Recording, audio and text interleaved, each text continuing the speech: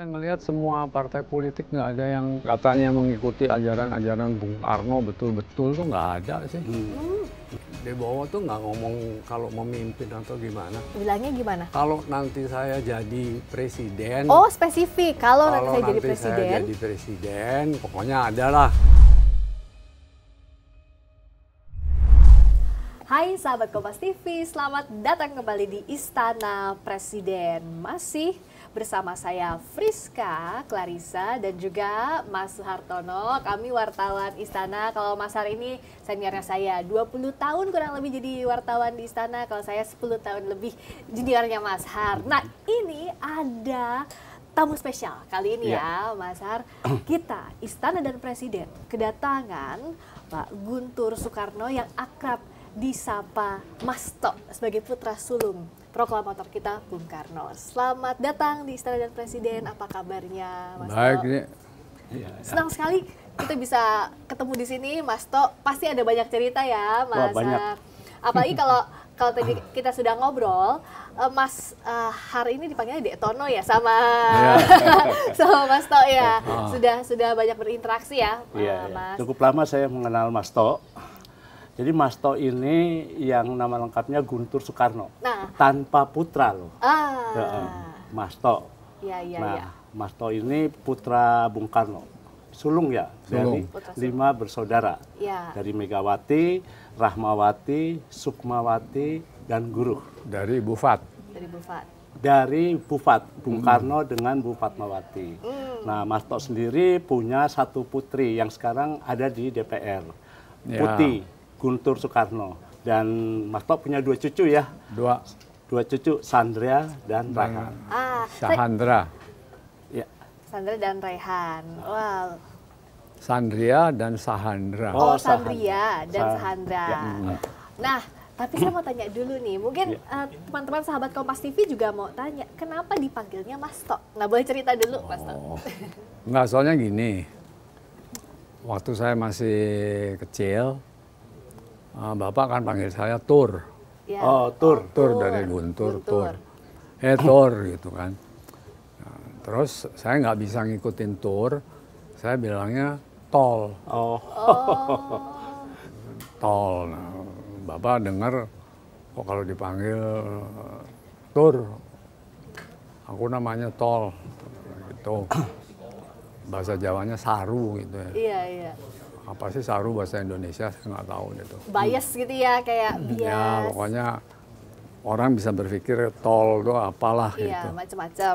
Udah, terus oleh karena itu Bapak bilang, udah kamu saya namain aja Tok aja lah. Iya.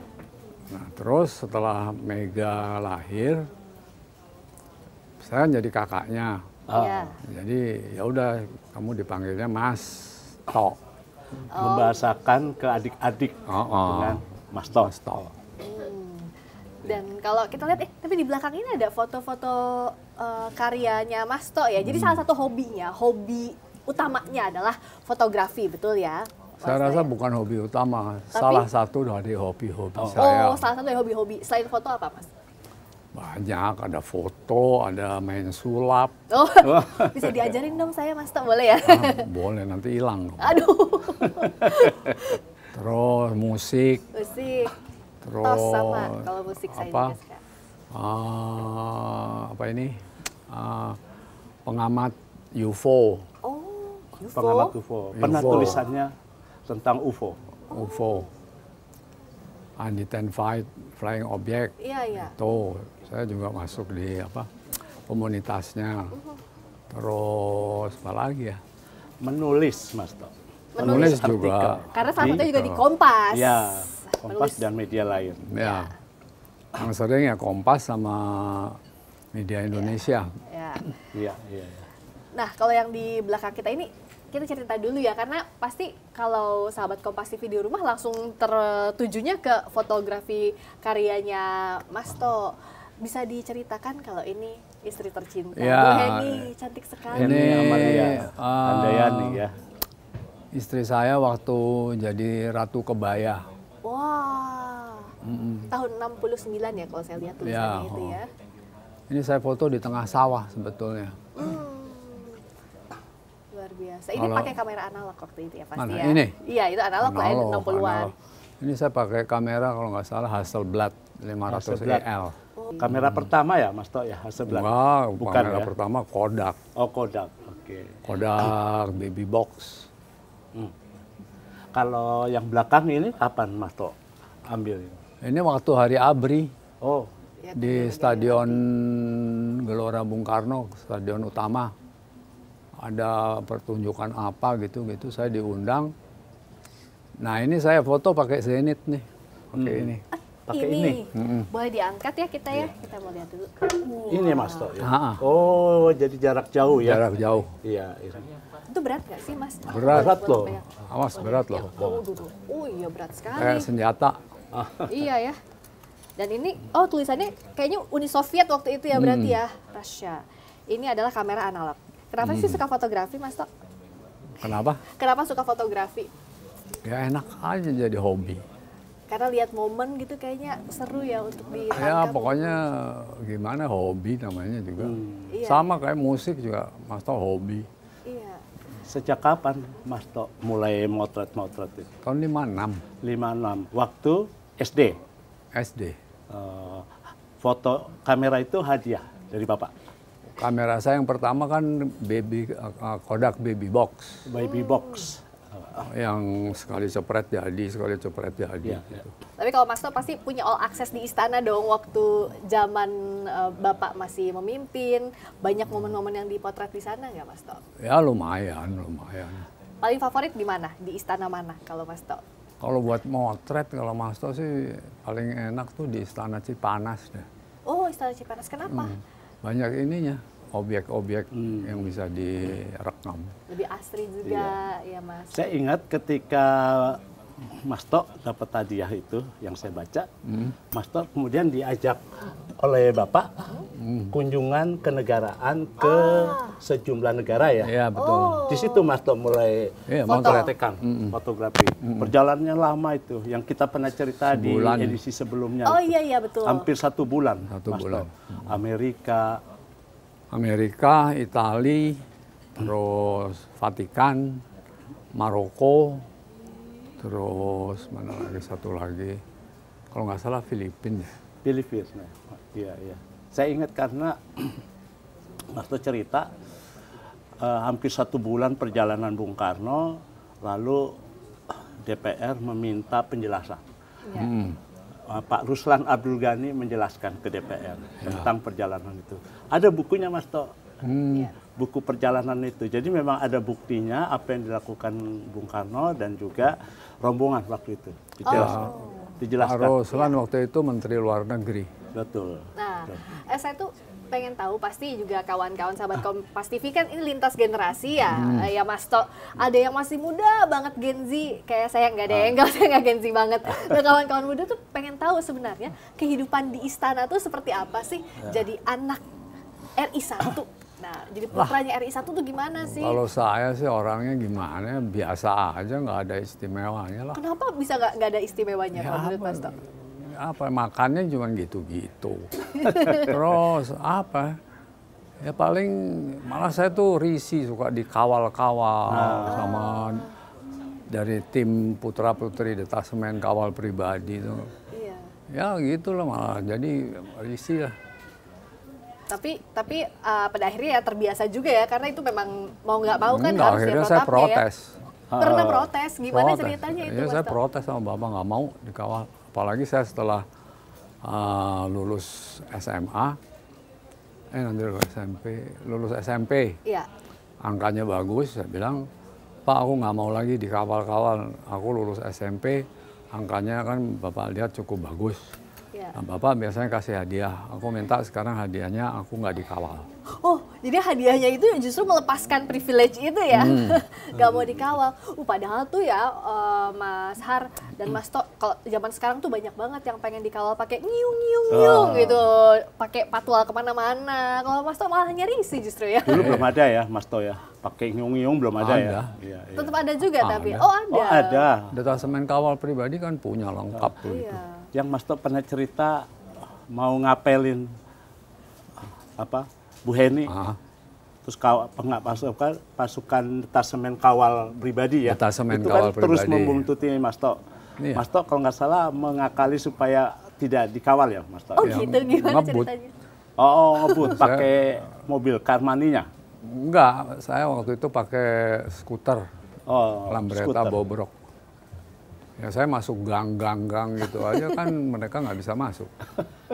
Baru saya ke rumahnya Henny. Oh, Ternyata perjuangannya untuk mendekati Bu Henny ingin ada privacy juga ya, Iya, dengan menghindari waktu itu. Itu. Berarti nggak semua anak presiden juga pengennya dikawal terus-terusan ya, atau banyak ajudan tuh merasa kayak wah gitu. Ya kayaknya nggak tahu kalau yang sekarang. Kalau saya sih nggak suka digituin.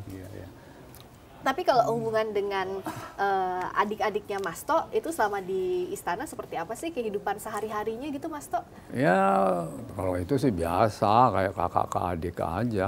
Iya. Nggak ada apa istimewanya apa ya biasa-biasa aja gitu. Tapi pasti sering lihat Bapak bekerja misalnya, Bung Karno bekerja, penasaran nggak sih kayak gimana aja tugasnya kepala Justru saya negara kalau gitu? ngelihat bapak kerja terus saya males kalau mesti jadi presiden. Justru nggak mau jadi presiden, anak Mau. presiden. Kenapa Mas Tok? Habis satu hari tidur cuma 3 jam. Malam-malam lagi enak tidur, ajudan datang, "Oh, Pak ada berita begini, bagaimana apanya, polisinya harus gimana?" Ah, males. memang bisa Mas Tok Apa? langsung masuk ke kamar Bung Karno, katanya ada beberapa menteri yang bisa masuk ke kamar Bung Karno langsung lapor ya Mas Tok. Iya.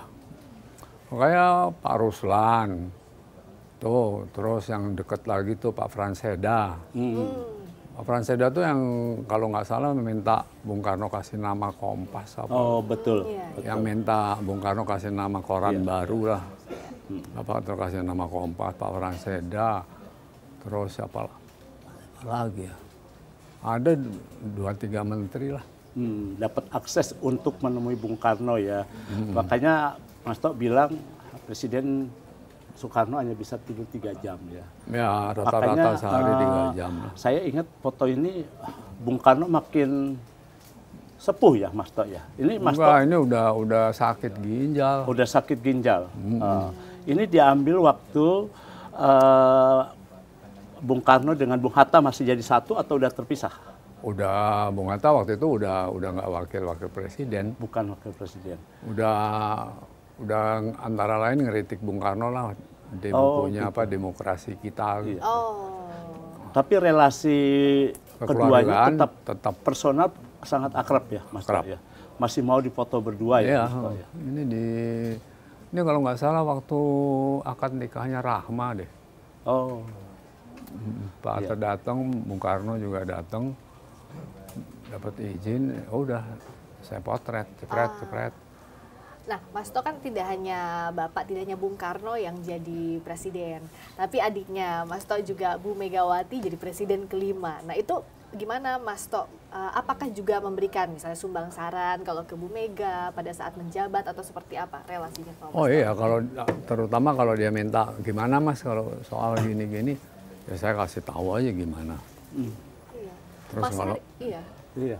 kalau ada masalah yang kira-kira krusial itu juga Iya. saya omongin, hati-hati Dis, sekarang nih situasinya gini. Oh, memberikan saran juga ya, masukan situasi politik kayak gimana. Mas Hartono juga kan Iya. wartawan pada masanya Bu Mega waktu Iya, itu. waktu itu Adis itu panggilan akrab untuk Bu Mega ya. Kalau Mas Tok manggil Bu Mega itu Adis ya. Kenapa sih bukan Mas Tok yang jadi presiden? Kan tadi saya udah ngomong. Nggak saya mau jadi presiden jadi soalnya. presiden. Tapi ditawarin pernah? Atau misalnya Apa? ada yang mengusung, misalnya Mas Tok maju deh gitu jadi Banyak presiden. yang dorong saya untuk jadi Dorong-dorong presiden gitu, tapi saya bilang males. Saya ingat Mas Tok. Dan Bapak juga tahu watak saya tuh nggak mungkin ya jadi presiden. Apa yang berbeda wataknya kalau misalnya dibandingkan ini Mas Tok? Saya dengan nggak bisa Bu Mega? serius kan cuek aja kan saya. Iya. Jadi udahlah, Tok ngomong jangan jadi presiden lah. Emang nggak mau Pak, Bapak tidur cuma 3 jam, ngapain? Padahal banyak kan cita-cita jadi presiden sampai sekarang. Iya. Justru Mas Tok nggak mau nih. Nggak mau. Tapi bicara soal anak presiden ya, kalau anak presiden itu ada privilege nggak sih Mas Tok? Karena nih yang jadi perbincangan di anak-anak muda sekarang itu kalau ada di circle kekuasaan atau di lingkaran kekuasaan itu pasti identik dengan privilege. Ada kelebihan yang orang biasa itu nggak punya. Nah kalau Mas Tok merasanya apa sih privilege-nya jadi putra presiden waktu itu? Selain Walpri ya, selain pengawal pribadi tadi. Ya paling nggak ada sih, semuanya sama bapak dibikin sama rata aja. Saya main sama anak-anak pelayan, anak-anak tukang kebun, terus anak supir. Ya apa, mainnya waktu itu ya itu. Ada petak umpet, petak kaleng, terus ada naik pohon, manjat pohon.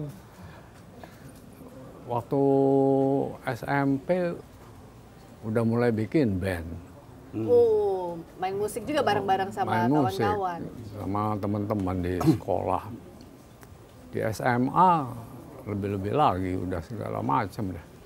Ke parpol tuh nggak pernah tertarik memang ya? Apa? Ke parpol gitu, partai politik, ke kegiatan politik? Ya soalnya saya ngelihat semua partai politik nggak ada yang katanya mengikuti ajaran-ajaran Bung Karno betul-betul tuh nggak ada sih. Sedangkan saya kan dari dulu boleh katakan ya saya ingin jadi murid politik dari Bapak.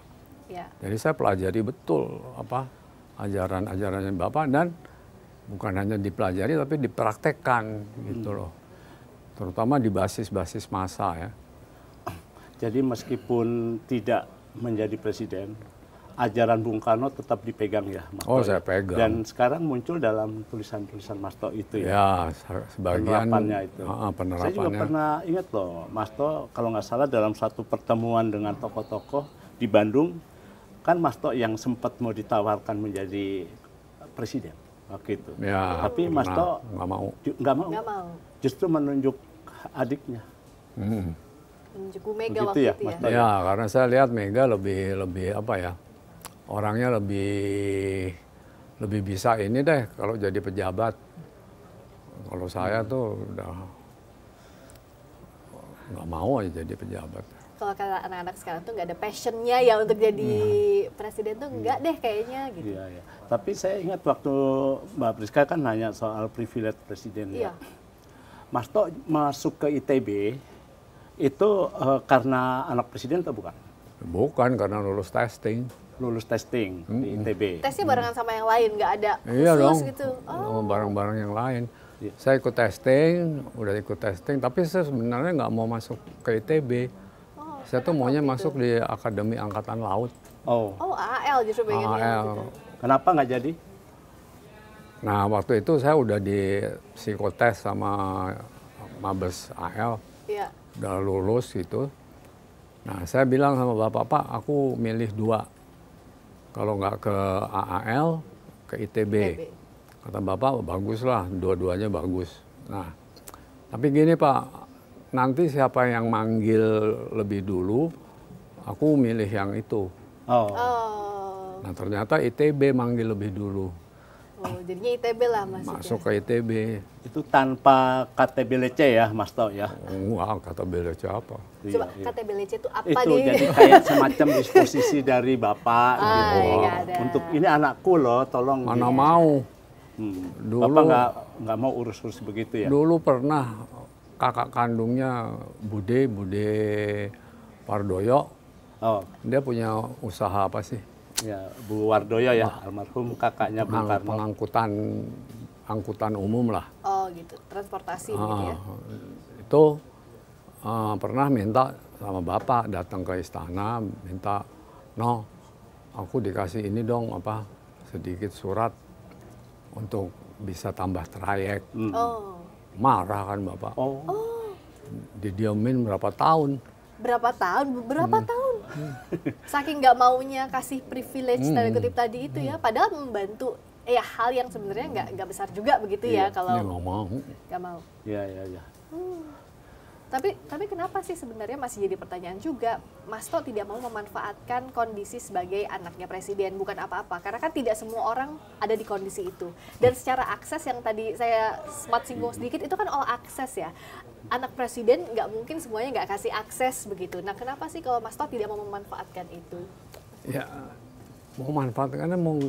manfaatkannya gimana saya nggak ngerti. Nggak punya kesempatan lah Mas To. Ini mumpung bapakku presiden, aku harus begini gitu. Nggak pernah ada berpikir ke sana Mas To. Nggak pernah tuh. Nggak ya? Saya misalnya nonton film, ya beli karcis. Mau naik kereta api ya beli karcis, ngantre. Kalau kebetulan ada yang ngawal gitu, biasanya pengawalnya yang ini Mas udah deh nanti saya yang ngurusin gitu. Paling itu. Iya. Nah, privilege yang pernah dan tidak pernah dirasakan oleh Mas To itu terasa ketika Mas To setelah peristiwa G30 SPKI ya, Mas To mahasiswa ITB harus dikeluarkan ya Mas To ya. Bisa diceritakan? Dilarang mengikuti kuliah selanjutnya, tepatnya. Itu kan udah semester akhir tuh, tahun 67. Saya kan di jurusan teknik mesin. Ya tiba-tiba aja ada surat dari rektorat. Saya baca, Saudara Guntur Soekarno dilarang mengikuti kuliah selanjutnya karena situasi dan kondisi tidak memungkinkan. Itu dampak politik. Iya, karena saya waktu itu kan aktif di politik dan ngelawan Orde Baru. Saya kan aktivis di GMNI, Pemuda Marhainis, terus ya itu. Iya. Termasuk waktu itu Mas To sempat pernah berurusan dengan Kopkamtib ya, dituduh memasang spanduk di bukan jalan. Kopkamtib, CPM Guntur. CPM Guntur, gimana tuh Mas To ceritanya? Iya, jadi ada orang itu ditangkap sama CPM Guntur karena dia ketahuan nyoret-nyoret di tembok. Ya bilang Soeharto beginilah begini. Nah waktu diinterogasi ditanya kenapa kamu begitu, saya disuruh sama Pak Guntur gitu. Ya saya dipanggil. Wajib lapor waktu itu Mas To? Enggak, disuruh dipanggil mau dikonfrontasi, diperiksa, interogasi. Sempat diperiksa? Tempat seharian. Jadi ya dinamika sebagai anak presiden juga ada. Ya ini kan bergantung dengan situasi. Itu Bapak udah nggak presiden waktu itu. Karena sudah tidak lagi presiden pada saat itu ya. Jadi dinamika politik itu juga pasti akan sedikit banyak berpengaruh. Berubah gitu. ya. Dengan perubahan dinamika politik. Nah bicara soal tadi anak presiden dari masa ke masa.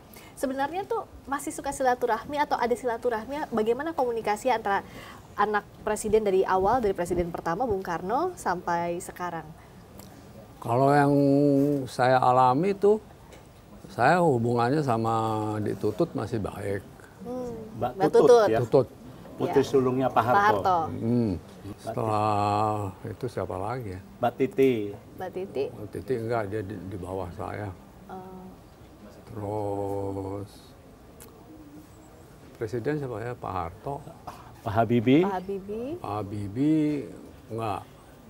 Saya sama Pak Habibie cuma pernah waktu 17-an dipanggil sama Pak Habibie. Mas Guntur. Mas Guntur saya angkat jadi duta besar ya di Jerman. Oh ya? Kenapa Pak kok saya mesti jadi duta besar? Enggak, karena kamu pinter kan. Nggak mau. Oh ditolak? Oh gitu. Nggak mau karena memang nggak mau dapat jabatan apapun gitu ya? Ngapain dia jadi duta besar mesti di Jerman jauh dari sambal pecel. Kalau relasinya dengan anak-anak presiden lainnya? Gus Dur. Gus Dur. Kalau Gus Dur saya sama anak-anaknya nggak gitu ada hubungan. Mbak Yeni gitu, Mas To? Yang Yeni Wahid enggak, belum pernah. Tapi saya pernah ketemu sama Gus Dur. Saya nanya sama Gus Dur, Gus, Kalau menurut Pak Presiden, oh itu waktu mau memperingati 100 tahunnya Bung Karno. Bung Karno. Bung Karno, ya. Saya tanya, gimana menurut Pak Gus Dur Bung Karno sebagai presiden? Begini Mas, di Indonesia ini hanya dua yang perlu kita teladani. Satu Soekarno, Tan Malaka. Tan Malaka. Oh. Dua yang kita mesti teladani. Soekarno dan Tan Malaka. Itu aja saya waktu ketemu sama Gus Dur. Oh, oke. Nah, kalau dengan Bu Mega, Sudah pasti keluarga kebetulan kan. adik, tapi juga presiden. Relasi Mas To dengan putrinya Bu Mega, Mbak Puan. atau Mbak putranya Prananda atau Mbak Puan, itu relasinya gimana Mas? Baik-baik aja. Saya kan panggil Prananda kan Weng. Oh, Weng. Weng. Tuan. Weng. Panggilan sayang itu ya? Ya udah saya panggil gitu aja. Mana Weng? Oh. Dia udah tahu itu saya. Kalau siapa? Puan? Puan, UU. Oh. Dan yang manggil gitu cuma Mas Tok doang ya ke putra-putrinya Bu Mega. Kalau dengan putra-putranya Pak SBY, Mas Agus. AHY, Saya Mas nggak Agus pernah kontak tuh. Oh. Pak Jokowi? Sama Jokowi juga saya nggak pernah kontak. Tapi dengan Pak Jokowinya ya. Jokowinya langsung. Kan Pak Jokowi punya putra sekarang jadi wakil presiden. Menurut Mas To gimana? Atau pernah komunikasi atau apa? Saya kan pernah nulis artikel mengenai Gibran. Kalau dia mau jadi wakil presiden, dia mesti pelajari dulu ajaran Bung Karno ini bukunya ini ada tuh di buku saya catatan merah bersama Bung Karno. Kalau disarikan itu apa? Kalau secara singkat Bung Karno tuh kan mempunyai 3 kriteria Iya. yang harus dipenuhi oleh siapapun yang mau jadi presiden atau wakil presiden. 1, umurnya harus sekitar 40 tahun atau 40 sampai 44 tahun. Tuh, 2. Itu lebih matang ya, Mas To ya. Ya, 2. Dia harus sudah punya pengalaman politik praktis. Itu minimal 1 sampai 2 tahun. 3, orangnya mesti wise. Wise itu bijak, bukan bijaksana. Iya. Bijak. Bijak ya. Bijak. Itu syarat juga sebagai pemimpin yang kuat di Indonesia. Menurut Mas To sekarang berbagai peristiwa politik sekarang dibutuhkan seorang pemimpin yang seperti apa, Mas? Idealnya ya. Idealnya kita mesti punya pemimpin yang seperti Bung Karno. Kuat. Yang pola kepemimpinannya kuat. Kemudian punya karisma yang berakar di basis massa.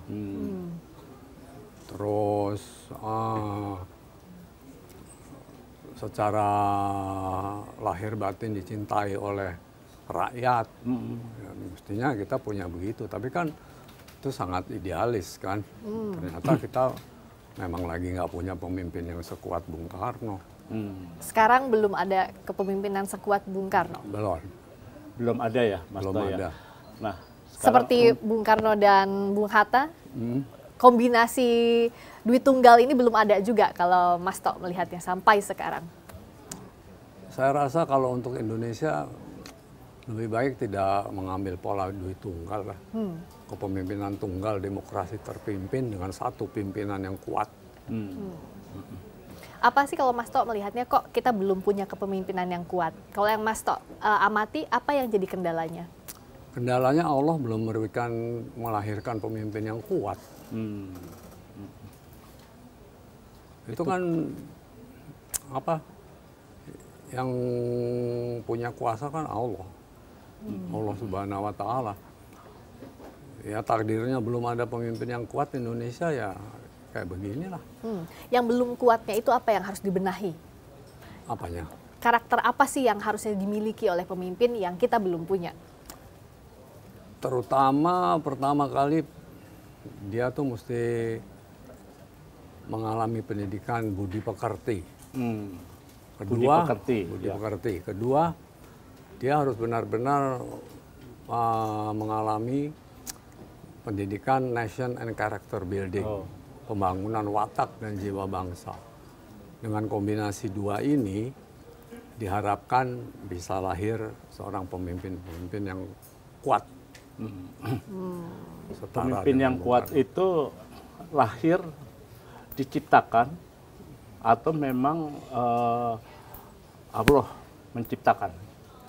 Ada dua kriteria yang harus kita ingat. Pertama, bagaimanapun juga semua makhluk di bumi ini nggak bisa lepas dari takdir Allah Subhanahu wa Ta'ala. Apapun agama, kepercayaan, apa segala macam, semuanya ditakdirkan oleh Tuhan yang Maha Esa. Ya. Kedua, apa tadi pertanyaannya? Diciptakan, Diciptakan, karakter yang kuat itu lahir, diciptakan atau by gift, given. Kemudian karakter yang kuat itu juga harus ada kemampuan dari yang bersangkutan untuk melatih diri mempunyai karakter yang kuat.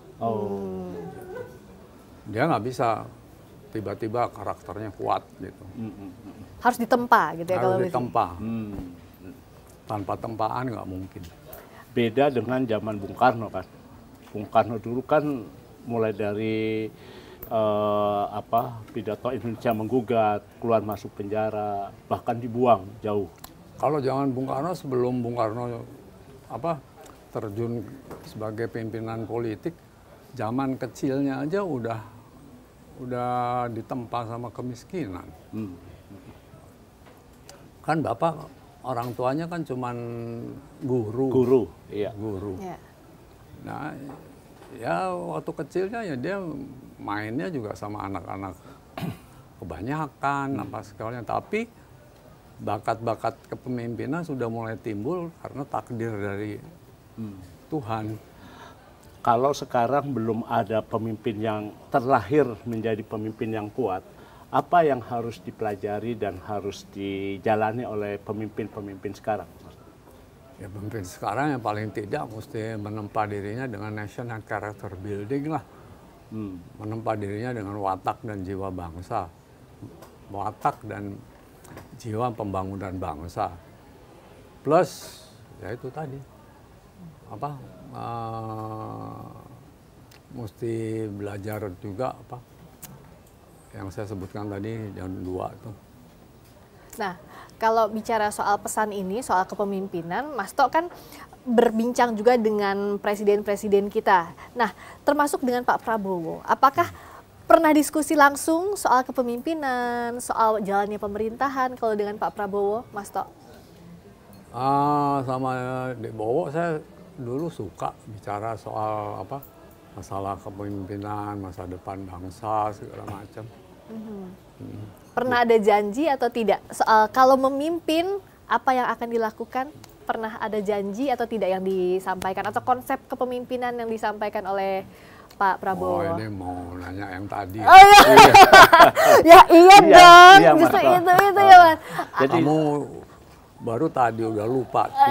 tapi saya ingat Mas Tok, Iya ingat. waktu ulang tahun Mas Tok, kalau nggak salah 2 tahun lalu di Istana Cipanas. Iya. Mas Bowo datang ya, Presiden Prabowo datang loh. Iya, waktu itu. Belum Sore presiden dari waktu Bandung. itu. Belum presiden waktu itu. Ya? Belum presiden. Iya, Menhan. Menhan. Sekarang bagaimana terakhir relasinya Mas Tok dengan Presiden Sama siapa? Prabowo? Pak Prabowo. Terakhir ini saya ketemu sama Bowo itu 17 Agustus 2023. Berarti waktu di istana kan, perayaan Nah, 17 sejak Agustus. itu udah belum pernah ketemu lagi. Tapi ya pernah ada atau tidak kan pasti kan sebagai punya relasi yang baik pasti ada yang pernah disampaikan. Misalnya janji kalau memimpin misalnya atau sebagai pemimpin apa yang ingin dilakukan. Pernah ada atau tidak? Bowo tuh nggak ngomong kalau memimpin atau gimana. Bilangnya gimana? Bilangnya kalau nanti saya jadi presiden. Oh, spesifik ya. Kalau nanti saya jadi saya presiden. jadi presiden, kalau saya bisa jadi presiden, pokoknya adalah yang nanti pokoknya ini beginilah gitu. Gitu. Jadi Ini janji beginilah, janji berarti ya. Janji. Janji. Jadi janji Pak Prabowo kalau jadi presiden adalah, boleh dibisikin nggak Mas Tok? Nggak boleh rahasia. Oh nggak boleh rahasia.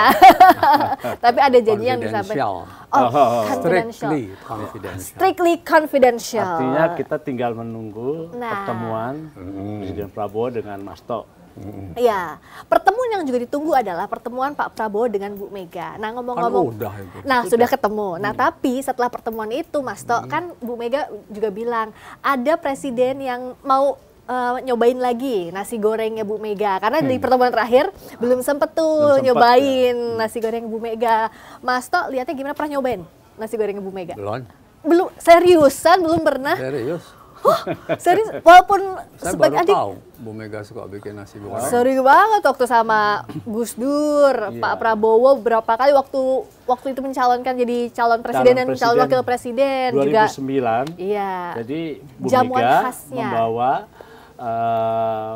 Prabowo sebagai calon wakil presiden ke rumah Batu Tulis di Bogor. Oh, Bogor. Terus sambil nunggu waktu hari tenang, mereka masak.